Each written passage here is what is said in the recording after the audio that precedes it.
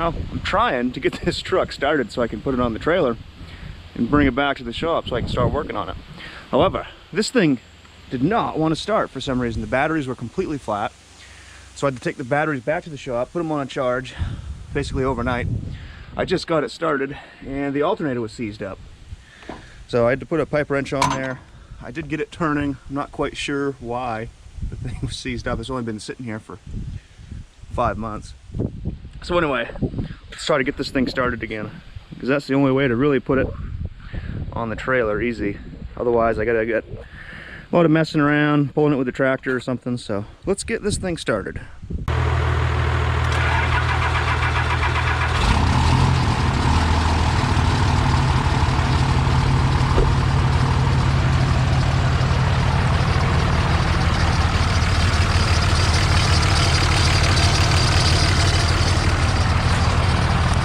That alternator does not sound happy, but I gotta get it on the trailer, so let's move it out of this spot that it's been in for the last, oh, I don't know, bunch of months.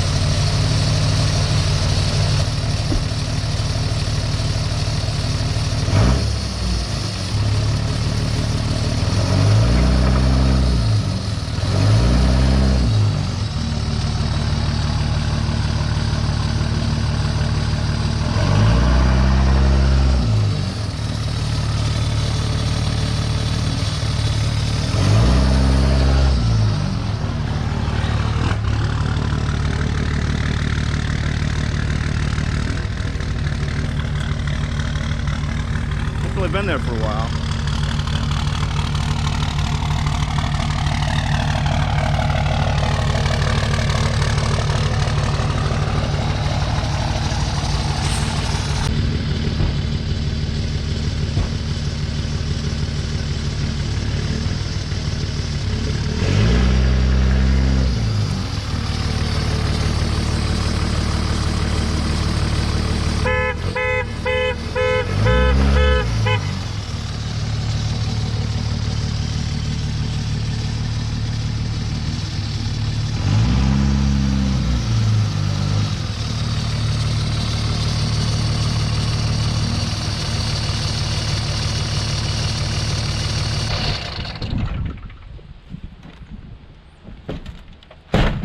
Boy, she is rough.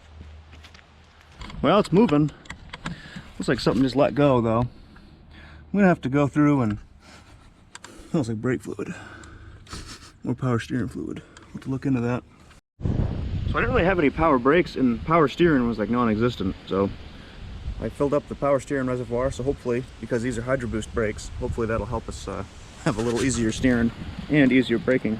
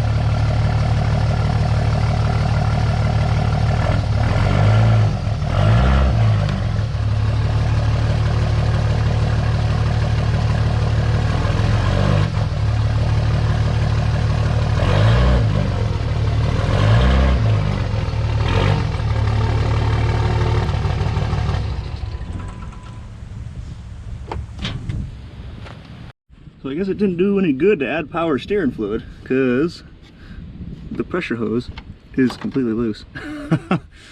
Well, it could be the return hose. I'll have to look a little further, but either way, it's on the trailer now. We did lose most of the fluid that I put in, and it took quite a while because these tires are so friggin' wide. It barely fit on the inside of this trailer. And that's 84 inches in between the fenders, so that's quite wide. But this truck is it's on here, let's just say that. So let's hit the road.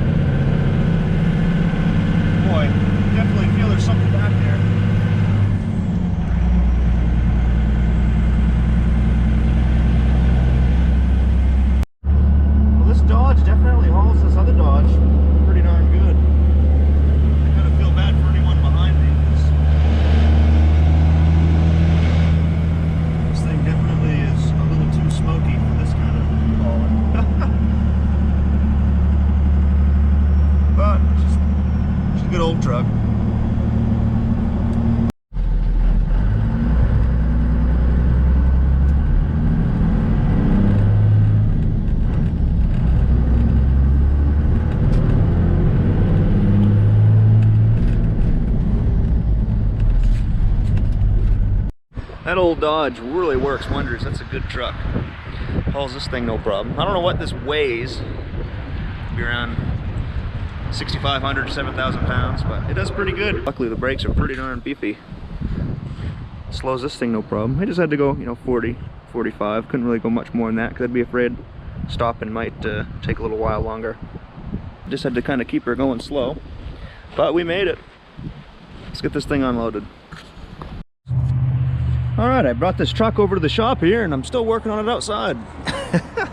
Well, it's just a nice day, so I figured I'd take the opportunity to replace this hose before I really bring it in and make a mess all over the floor, because this was leaking pretty bad. This was the power steering return line. So I got a new one. This little rascal was quite expensive. This was almost $70. All right, so we got that all installed. This is where it meets on the cooler. These little clips here, these are pretty cool. Just give that a tug and that comes loose.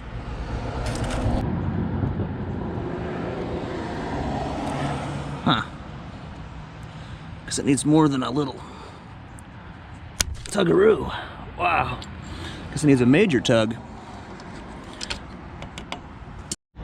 So anytime you can, it's always a good idea to change those old clamps out. You saw how much tension that thing had. These old clamps here, these spring clamps, can always lose spring tension over time. So it looks like that just kind of sheared off. Something must have hit it underneath. Not quite sure, but we'll see if this thing will actually hold the power steering fluid now. All right, so we've got no leaks. That alternator still squeaks like crazy, but you know, other than that, we can't run it for too long. We got to get some coolant in there, but at least now we've got power steering, and I don't know if you can see that or not, it's kind of dark, but we got power brakes too. Should be a lot easier to move around. Awesome.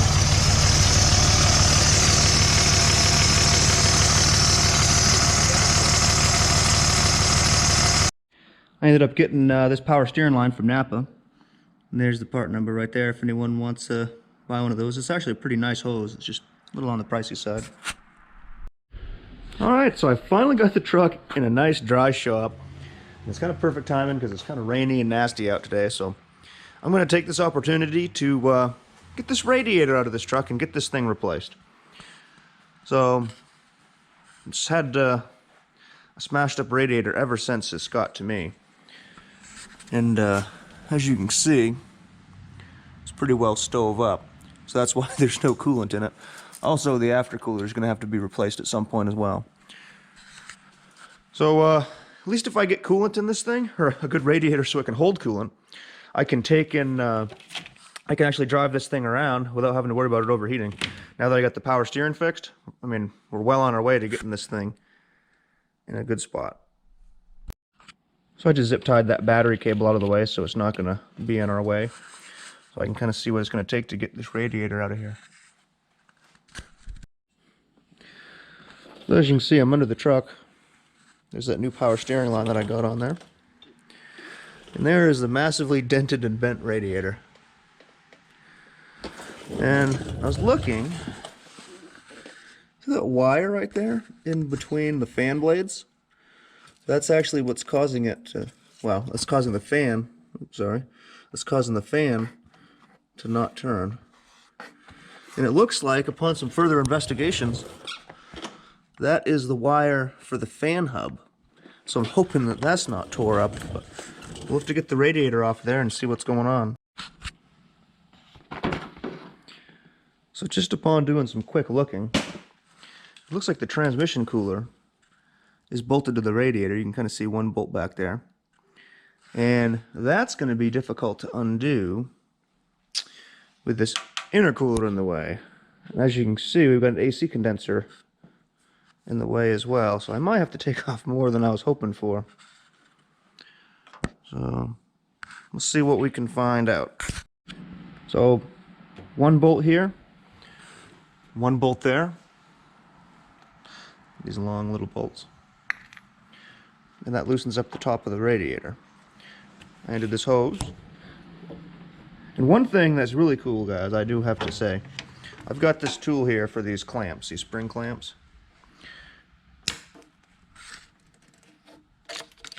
This is probably one of the best tools I've found for working with those little spring clamps. This is just a Craftsman. I bought this years ago. I don't even know if they still sell this, but there's a part number if you can see it. Great for getting these hard to reach spring clamps. Ended up pulling the air box out of the way. That just kind of sits on these little plastic tabs on the battery box. That's able to get enough room so I can get down here and pull the lower radiator hose off. I love how there's no coolant that's draining out of this thing. It's probably all on the road wherever he got in that accident. This is probably like the easiest radiator so far, just because I don't have the crazy mess whenever you have to drain the radiator and pull the hoses off. So I guess in that regards, it's kind of nice, even though things are all stove up. Alright, so I don't know if you can see that or not, but I was able to get a ratcheting wrench in there for the transmission cooler. Just kind of wedge the radiator out a little bit. Hopefully I can let that dangle behind there so I don't have to remove the aftercooler. Alright, so this power steering cooler actually bolted to the front of the radiator, so I had to undo that. So that's just dangling here with a zip tie. And also this transmission cooler. This got little tabs down there, it's hard to see. But that sat down in a groove, and that was kind of tricky to get out. Alright, so it's pretty much time to take these frame bumper brackets off.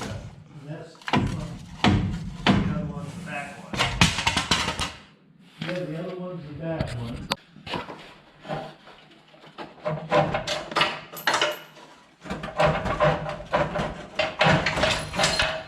Oh yeah, set that somewhere out of the way. Perfect. That gives us a lot of room. Oh, that's full. Wow. Oh, yeah. Yeah. It's a bolt on the other end, I think. Well, Grab it, pull it up and go, hey, it's out. yeah, maybe.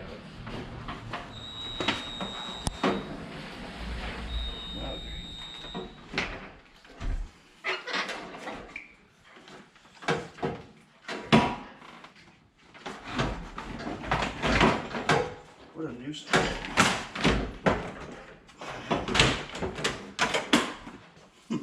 Big radiator. That is a big radiator. Alright, so Go and then it goes a little bit higher. And then there's an engine bay without a radiator. it's almost, As you can see over here, these transmission cooler lines were really in the way. so. Had to work around those. And also, if you had to replace a fan hub, that would be the time to do it. Final tight, right? Yes, because it doesn't have to really be. As long as it's not, as long as the It's the water. old radiator. Right, and all that. Right. I'm going to have to take off this fan shroud, swap that over to the new one. I think this radiator came from Carquest. I think is what we ended up deciding on going with.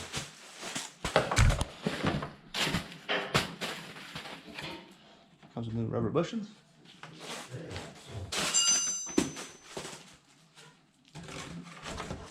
There you can see how these flare out. That was quite a nuisance to get those out from inside the truck. I believe on the passenger side it was hitting on the intercooler boot, and the driver's side was hitting on the power steering, or the transmission cooler. And there's a part number for the radiator if anyone wants to go buy one. Alright, got the new fan shroud on the radiator. Now, it's an aftermarket radiator, so it fits, you know, okay. Not perfect, but it was cracked down here, so I ended up doing some stitching with some zip ties. It'd be fine. Clips in the same spot. To you. Oh. Alright, got that set up. Just let me guide the hood. Yep. Well, got it. Oops, hold on a little bit more. Yeah, there we go. Okay, so. Alright, so pretty much the radiator's all back in. don't know if you can see it or not, but the transmission cooler, which is down in front, that was really hard to get just because they've got these little clips that you have to get snapped in to hold the cooler in place.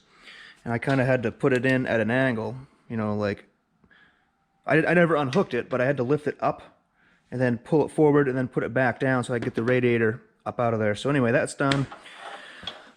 Upper radiator line all back installed. Got the aftercooler boots back on. And you can see here those transmission cooler lines snap into the side of the radiator. I have nice access now that I've removed the bumpers. Got the aftercooler boot on this side, as well as the lower radiator hose. So I'm pretty much ready to secure this back to the crossmember. We'll be ready to put some coolant in this thing. I'm gonna mix this antifreeze 50-50 roughly. This is concentrated, so you have to mix it out of the bottle. Up here in the northern climates, you gotta have a pretty strong antifreeze, typically down to 0 degrees or negative 20 degrees. So you get an extra bottle here, and you fill, roughly half this empty bottle, so that you have equal amounts. You try not to spill any. Then you fill the rest with water. That's a 50-50 roughly mixture. You're supposed to use distilled water on the directions, but I don't know many people that actually do that. This is city water, so this is probably about as good as you can get. Short of well water, I guess. Well water has its impurities, though. There you go. That's how you get 2 gallons out of 1.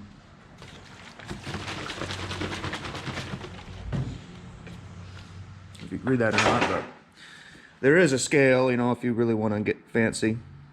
But typically, it says 50%, you are down to negative 34 degrees Fahrenheit, which is pretty freaking cold. I don't think I've ever experienced that kind of temperature.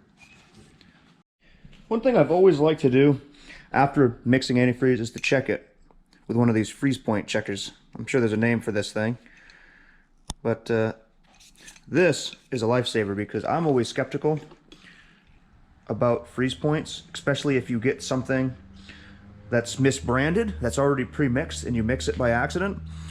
So in this case, you can kind of see roughly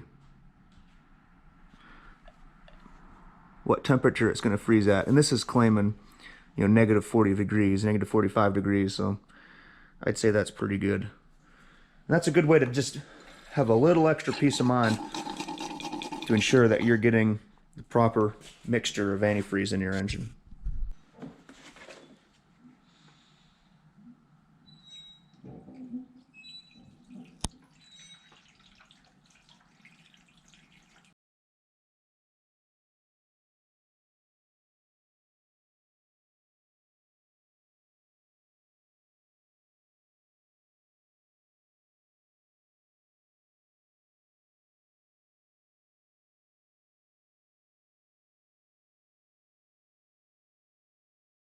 All right, it's all filled up. It took, let's see, roughly 5 gallons of antifreeze.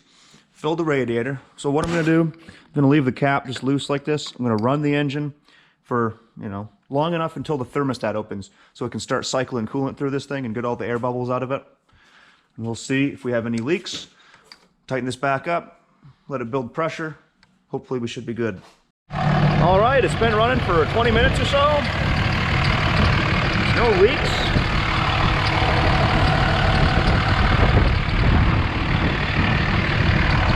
Really excited about that. It's holding a good water level. Hard to see that, but still got a little belt squeak. I think that's probably going to be the alternator, and it's probably going to need a new serpentine belt. Doesn't look half bad without that ugly bumper on there. There's its good side. So just from driving it around the parking lot here temporarily, I mean, the ABS light even went out. How cool is that?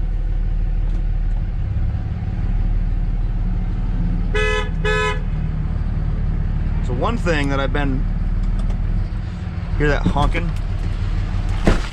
Obviously the door doesn't really slam that good, but I believe that is because the computer doesn't see that the door is closed. Look how this thing goes. I mean, it's moving under its own power, so just that fact right there makes me very happy. It seems kind of weird backing this up because there's a mirror missing. So I have to be kind of careful not to run into anything.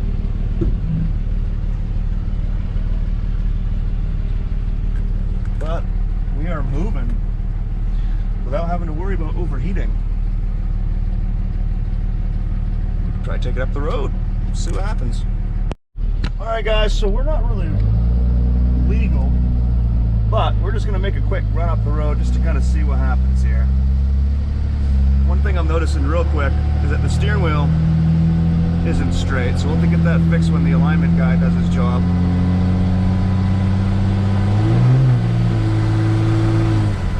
I'm hearing a massive boost leak, and I imagine that's due to that intercooler that's got a big gash in the bottom of it. Seems like the transmission probably has to relearn how to shift. But overall, I'm very pleased. Whenever you hit the brake, there's no air, there's no issues, there's no weird pedal feel. Pretty excited about that.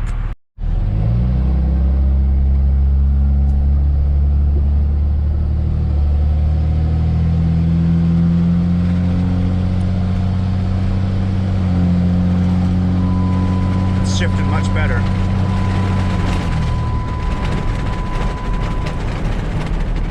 Cut this guy off here.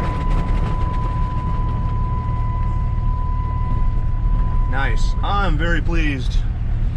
It makes me happy to know that this thing goes down the road. It's not overheating. Everything's looking good. No fluids leaking. Awesome. Overall, I'm really happy. The only thing is, I have to make sure whenever this gets up to a high enough temperature that the fan switch engages so that the fan hub will engage and I'll have a engine fan. So I'll have to keep an eye on that as I run it some more. But overall, I'm super pumped. All my hard work has kind of paid off here. Got a truck that can move around and drive, and now it's going to be getting in alignment, doing a few other small things, and then maybe some sheet metal, maybe a bumper. We'll figure that out. The more I look at this truck, I didn't think there was a lot of cab damage, but as you can see here, this cab has been pushed in and it's wrinkled the floor a little here. So we'll see. We'll see how a new door fits, everything else. Or I could talk to the owner and see what kind of plans he has for it and see what he wants to do and how much time he wants me to put in this thing. We'll go from there. So I guess I'll go work on something else now, put this away.